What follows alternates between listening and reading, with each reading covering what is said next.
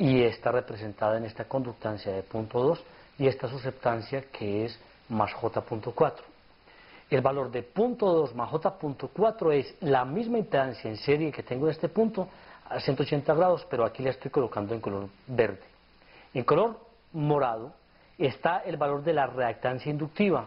Yo no puedo sumar esta reactancia directamente con esta susceptancia porque ellas dos tienen una condición distinta. Susceptancia y reactancia no las puedo sumar. Voy a convertir mejor esta reactancia inductiva en susceptancia. Convertida en susceptancia en paralelo, la voy a sumar con esta otra y se van a dar cuenta enseguida cuál es el resultado de la trayectoria que aparecerá. Para hacer entonces la suma de la reactancia inductiva con la susceptancia que tenía, he convertido esa bobina que tenía acá, la he convertido en una susceptancia inductiva de menos J1. Ahora la puedo sumar a esta susceptancia de más J.4.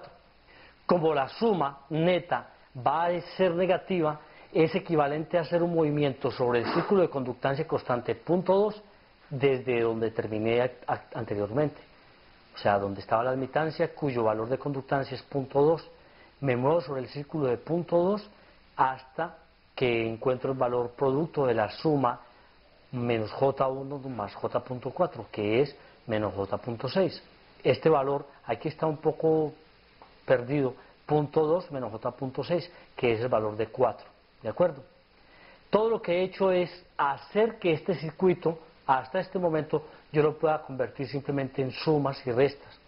Ahora observen lo siguiente, como este condensador está en serie, y esto es una red de admitancia, yo lo que tengo que hacer es repetir el proceso, hacer que el círculo que tengo en este momento como punto 4, en donde hay una admitancia, lo convierto a impedancia pasando por el centro de la carta, y así poderlo sumar a esta impedancia en serie que tengo aquí a la salida de la red. O sea, en la siguiente carta va a aparecer entonces esto convertido en impedancia para sumárselo en serie con esta otra.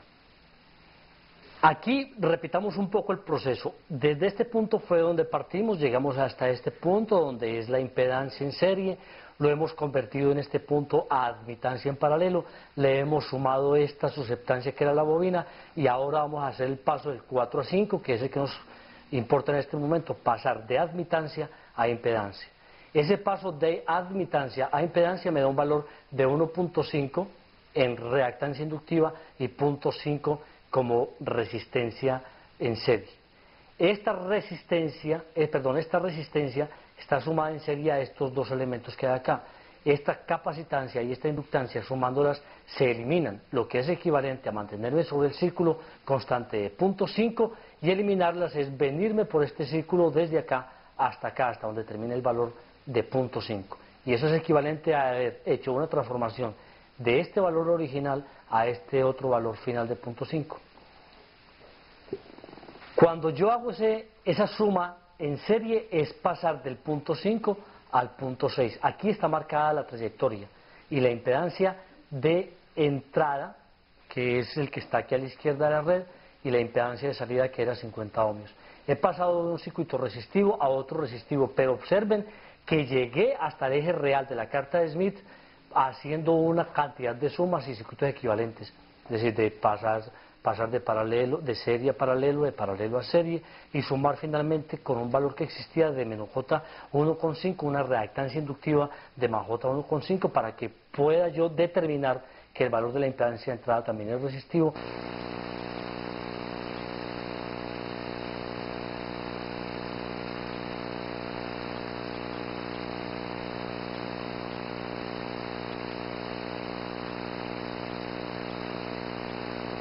Para este circuito, que tiene una inductancia en paralelo y dos condensadores en serie con la resistencia de entrada y salida, queremos determinar la resistencia que está a la izquierda del circuito con la carta de Smith. El valor de la impedancia de normalización son 50 ohmios y por lo tanto el valor queda 1 menos J2 más J1 menos J1.5, y a la izquierda la resistencia que nos interesa determinar. Después de hecha la normalización, el paso siguiente es mostrar en la carta la posición de la resistencia que está a la derecha, 1, en el centro de la carta. Viajamos por la parte inferior de la carta sobre ese círculo de resistencia constante hasta el valor menos J2. Y tiene en la gráfica este recuadro en verde el valor de la impedancia 1 menos J2. A partir de este momento lo que tenemos que hacer es convertir la impedancia en admitancia. El valor de 1 menos J2 entonces se transfiere a través del centro de la carta en una conductancia de punto 2 y una susceptancia en paralelo de más J.4. En la gráfica siguiente aparece entonces el valor de punto 2 como conductancia y de más J.4 como susceptancia. Para poder hacer la suma tenemos que convertir la reactancia de más J1 en susceptancia y aparece entonces un valor de menos J1 más J.4 en la susceptancia, que nos da un valor definitivo de menos J.6. O sea, el valor de la conductancia punto 2 en paralelo con menos J.6. Si pasamos ahora a la carta de Smith, podemos observar que es en la gráfica en color verde es una trayectoria que se ha mantenido sobre el círculo de conductancia constante de punto 2. Un poco a la izquierda ustedes observarán el valor de la círculo de estacionaria constante, que no nos interesa en este caso, sino el valor de punto 2. El valor final de la admitancia es punto 2 menos J.6. Con el trazo de la flecha que acaba de aparecer, llegamos a convertir el valor de la admitancia de punto 2 menos J.6 en un valor de impedancia punto 5 menos más J1.5.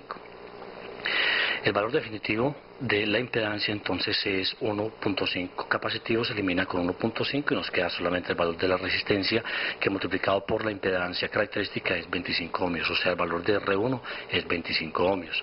En la gráfica que aparece a continuación se muestra la eliminación de la parte imaginaria de más J1.5 y convertirla finalmente a solamente 0.5.